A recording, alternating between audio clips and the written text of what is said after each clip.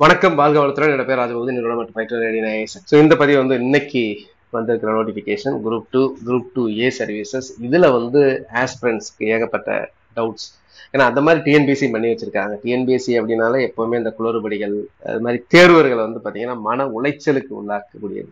எதையுமே ஒரு கிளியர் கட்டா சொல்ல மாட்டாங்க. இப்ப நடந்த இந்த குரூப் 2A கவுன்சிலிங்கா இருக்கட்டும், குரூப் 2 இன்டர்வியூ கவுன்சிலிங்கா இருக்கட்டும், அங்கேயும் குளறுபடிகள். இந்த ஜேசிஏக்கு பாத்தீங்கன்னா நிறைய பேரை வர சொல்லிட்டு அதுக்கப்புறம் வந்து அவங்கள வேணான்னு சொல்லிட்டு வந்த பின்னாடி அதுக்கப்புறம் மெயில் அனுப்புறது, இந்த மாதிரி குளறுபடிகள். இந்த நோட்டிபிகேஷன்ல என்னென்ன குளறுபடிகள் அப்படிங்கிறத நம்ம பார்க்கணும். அதுக்கு முன்னாடி இந்த கோர்ஸ் சம்பந்தப்பட்டது நேரடி வகுப்பறை வகுப்புகள், ஆன்லைன் வகுப்புகள். ஆன்லைன் வகுப்புகள்லாம் உங்களுக்கு 1 year அதுக்கு மேலே வந்து வேலிடிட்டி உண்டு. வகுப்பறை வகுப்புகள் வந்து அந்த எக்ஸாம்ஸ் இருக்கு, எதுக்கு ஜாயின் பண்றீங்களா அதுக்குரிய வேலிடிட்டி உண்டு. அதுக்கப்புறம் டெஸ்ட் பேட்சஸ் நேரடியாக எழுதிக்கலாம். அதுக்கப்புறம் ஆன்லைன் வித் பிடிஎஃப். இதை பத்தி டீடைல்ஸ் வேணும்னா அந்த நம்பரை சேவ் பண்ணிட்டு ஒரு வாட்ஸ்அப் மெசேஜ் அனுப்புங்க. ஸோ யூஸ்வலா நோட்டிபிகேஷன், டிஎன்பிஎஸ்சி நோட்டிபிகேஷன் வந்து என்னைக்கு சொல்றாங்களோ அதற்கு பின்னாடி தான் வரும், தள்ளி தான் வரும். இதோட பாத்தீங்க அப்படின்னா ஒரு 1 week வந்து பாத்தீங்கன்னா அட்வான்ஸா நோட்டிபிகேஷன் வந்திருக்கு. அதே மாதிரி எக்ஸாம் டேட் வந்து பாத்தீங்கன்னா 2 weeksக்கு முன்னாடி வந்து எக்ஸாமினேஷன் டேட் வச்சிருக்கிறாங்க. அது ஏன் முன்னாடியே கொண்டாந்தாங்க அப்படின்றது தெரியல. ஏன் முன்னாடியே நோட்டிபிகேஷன் வந்தது இப்படி. இப்போ நீட் வந்ததில் அதே மாதிரிதான். நீட் வந்து ரிசல்ட்ஸே வந்து பாத்தீங்கன்னா June 14 அப்படின்னு சொல்லியிருந்தாங்க. ஆனா தேர்தல் என்னைக்கு அறிவிச்சாங்களோ அன்னைக்கே விட்டாங்க. ரைட். இப்போ முக்கியமான விஷயத்துக்கு வரும். 2 விஷயம் இங்க. ஒண்ணு வந்து பாத்தீங்கன்னா குவாலிபிகேஷன்ஸ், எஜுகேஷனல் குவாலிபிகேஷன், கல்வி தகுதி. இன்னொன்னு வந்து பாத்தீங்கன்னா upper age limit. BC, MBC, SC, எஸ்டிக்கு என்னென்னலாம் பண்ணியிருக்கிறாங்க அப்படிங்கிறத பார்க்கலாம். ஸோ இங்க வந்து ஏஜ் லிமிட் அஸ் யூஷுவல் வந்து பாத்தீங்கன்னா 1/7/2024 அப்படிங்கிறத அந்த கட் ஆஃப் டேட்டா கொடுப்பாங்க. ஸோ இந்த மேக்ஸிமம் ஏஜ் லிமிட் யாருக்கு அப்படின்னா அதர்ஸ்னா ஜென்ரல் கேட்டகரி. அவங்க வந்து BC, MBC, SC, ST, BC Muslim, SCA இவங்க இல்லாதவங்களுக்காக. ப்ரொபேஷன் ஆஃபீஸர்ஸ்க்கு 42 வயசு. டிசி, அதாவது டிசிடிஓ அப்படின்னு சொல்லக்கூடிய டெபுட்டி கமர்ஷியல் டேக்ஸ் ஆஃபீஸருக்கு வந்து பாத்தீங்கன்னா 32 வயசு அதிகபட்சம். லா டிகிரி முடிச்சிருந்தாங்கன்னா 34 வயசு. அதே மாதிரி ஃபாரஸ்டருக்கு 32 வயசு.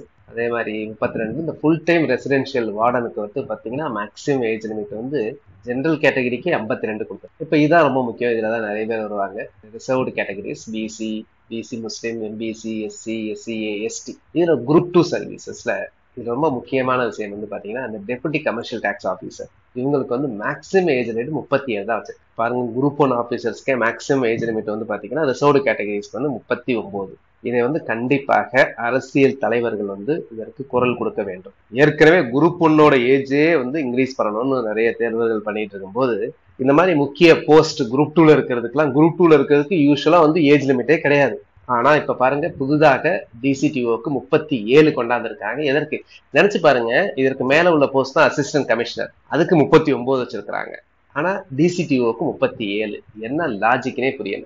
அதே மாதிரிதான் ஃபாரஸ்டருக்கு 37 அப்படிங்கிறது வந்து பாத்தீங்கன்னா ஒரு நிறைய தேர்வர்களை வந்து பாத்தீங்கன்னா இது வந்து மன உளைச்சலுக்கு உள்ளாக்கக்கூடியது.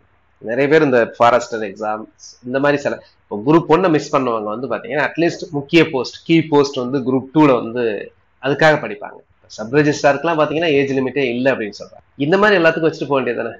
குரூப் 2A இருக்க எந்த போஸ்ட்டுக்கு வந்து பாத்தீங்கன்னா ஏஜ் லிமிட் கிடையாது. ஸோ அப்பர் ஏஜ் லிமிட் கிடையாது. ஸோ அதனால BC, MBC, SC, ST, SCA இருக்கிறவங்க யாருக்குமே அது கவலைப்பட தேவையில்லை. குரூப் 2A முக்கியமானது வந்து பாத்தீங்கன்னா நிறைய வேக்கன்சி இந்த தடவை இருக்கிறது டிசிடிஓ. அதற்கு வந்து 37 வச்சதுதான் ஒரு தவறான முன்னெடுப்பு அப்படின்னு சொல்லலாம். இந்த குரூப் 2ல வந்து பாத்தீங்கன்னா 500 போஸ்ட்ல 350க்கு மேல வந்து பாத்தீங்கன்னா துணை வணிக வரி அலுவலருக்கு மட்டுமே இருக்கு. அதனால கண்டிப்பாக இதற்கு வந்து அரசியல் தலைவர்கள் வந்து ஒருமித்த கருத்தோடு இதை வந்து கண்டிப்பாக பேசி இதற்கு வந்து ஒரு அந்த ஏஜ் ரிலாக்ஸேஷனை இதுக்கு ரிமூவ் பண்ணணும். அடுத்து பாத்தீங்கன்னா இந்த குவாலிபிகேஷன்ல எப்பவுமே இவங்க வந்து இது ஒரு சாதாரண விஷயம். இது ஒவ்வொரு நோட்டிபிகேஷன்லையும் கரெக்ட் பண்ண வேணாமா? நீங்க இன்ஜினியரிங் டிகிரி வந்து ஈக்குவல்னு சொன்னீங்கன்னா அதுல ஒரு வரியை சொல்லிட வேண்டியதுதானே, இல்லது எனி டிகிரின்னு சொல்ல வேண்டியதுதானே. அது என்ன degree in arts or science?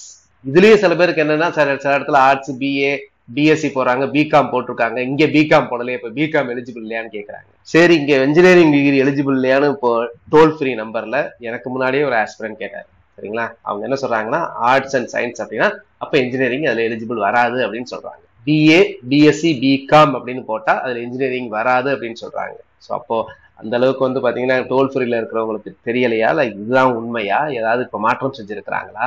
ஒரு நோட்டிபிகேஷன் வந்து அவன் பாட்டுக்கு படிக்க ஆரம்பிக்கிறத விட நம்ம எலிஜிபிள் வருமா இந்த மாதிரி வந்த உடனே நோட்டிபிகேஷனையும் கொடுத்துட்டு மன உளைச்சலையும் கொடுக்கறதா டிஎன்பிஎஸ்சிக்கு வேலையா இருக்கு. திரும்ப பாருங்க டிசிடிஓல வந்து நிறைய வேக்கன்ட் இருக்கு. ஆனா இந்த மாதிரி போட்டுங்க பிஏ பிஎஸ்சி பிகாம். பட் நிறைய பேர் வந்து பாத்தீங்கன்னா engineering graduates, junior employment officer பாருங்க must possess a degree in arts, science and commerce கொடுத்துருக்கு. அப்ப இங்க பாருங்க degree in arts or science சொன்னாங்க. அப்ப காமர்ஸ் கிடையாதா? இங்க சப் ரெஜிஸ்ட்ரார் மாதிரி கொடுத்துட்டு போக வேண்டியதானே.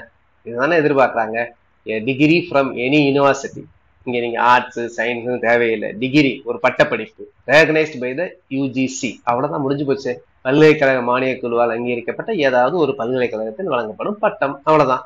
கடைசியில இதுதான் நிறைய போஸ்ட் இருக்கு. அங்க தேவையில்லாம எதுக்கு ஒரு பிஏ பிஎஸ்சி பிகாம். நீங்க ஃபாரஸ்ட்டுக்கு பாருங்களேன். ஃபாரஸ்ட்டுக்கு a bachelor degree in science or engineering any one of the following subjects. இங்க சில சப்ஜெக்ட்ஸ் இருக்கு. இந்த சப்ஜெக்ட்ஸ் வந்து இப்போ மேத்தமேட்டிக்ஸ் இன்ஜினியரிங்ல இருக்காது, பிசிக்ஸ் தனியா இருக்காது, ஜுவாலஜி தனியா இருக்காது. ஓகே, ஸோ அதனால சயின்ஸ் அண்ட் இன்ஜினியரிங் பண்ணியிருக்காங்க. இந்த மாதிரி மற்றதுக்கே அந்த கிளாரிட்டி இல்லை. இங்க பாருங்களேன், 3 பாருங்க. ஆடிட் இன்ஸ்பெக்டருக்கு must possess a degree in arts science or commerce போட்டிருக்காங்க. அடுத்ததுல must possess a degree of BA BSc BCom of any university recognised by the university grants commission for the purpose of its கிராண்ட்ன்றாங்க. சரிங்களா? அப்போ இதுக்கு என்ன வித்தியாசம் எனக்கு தெரியல. யாராவது தெரிஞ்சா சொல்லுங்க. 3க்கும் 4க்கும் என்னங்க வித்தியாசம்? அப்ப 3 வந்து பாத்தீங்கன்னா யூஜிசியால அப்ரூவ் பண்ணாத என்ன ஏதாவது ஒரு டிகிரி படிச்சிருந்தாலே போதுமா? 6க்கு மட்டும் பாருங்களேன், degree from any university recognised by the UGC. இதெல்லாம் ஒரு சாதாரண வேலைங்க. இந்த பாருங்க, பிபிஎம்முக்கே போன தடவை பாத்தீங்கன்னா என்ன குளறுபடி நடந்தது தெரியுங்களா? எக்ஸாம் போன இந்த குரூப் 2A வந்து கவுன்சிலிங்ல பிபிஎம் அப்படிங்கிறது பேச்சுலர் பிசினஸ் மேனேஜ்மெண்ட் அப்படின்ட்டு ஒருத்தர் போனாங்க. வெறுமன பிபிஎம்னு சொன்னாங்க. இப்பதான் கிளியரா போட்டிருக்காங்க பேச்சுலர் பிசினஸ் மேனேஜ்மெண்ட் அப்படின்னு போட்டிருக்காங்க. என்னதான் உட்காந்துட்டு பண்றாங்களோ தெரியல. டிஎன்பிசில இருக்கிறவங்க குழப்பவாதிகளா இருக்கலாம். பட் எதுக்கு தேர்வர்கள் தேவையில்லாம குழப்பிக்கிட்டு? கண்டிப்பாக இது வந்து பாத்தீங்கன்னா அரசியல் தலைவர்கள்ட்ட கொண்டு போங்க. இதை வந்து அவர்கள் குரல் கொடுத்தால் மட்டும்தான் இதை வந்து உடனே மாற்ற முடியும். கோர்ஸ் சம்பந்தப்பட்ட தகவல்கள் இந்த நம்பரை சேவ் பண்ணிட்டு ஒரு வாட்ஸ்அப் மெசேஜ் அனுப்பு. நன்றி.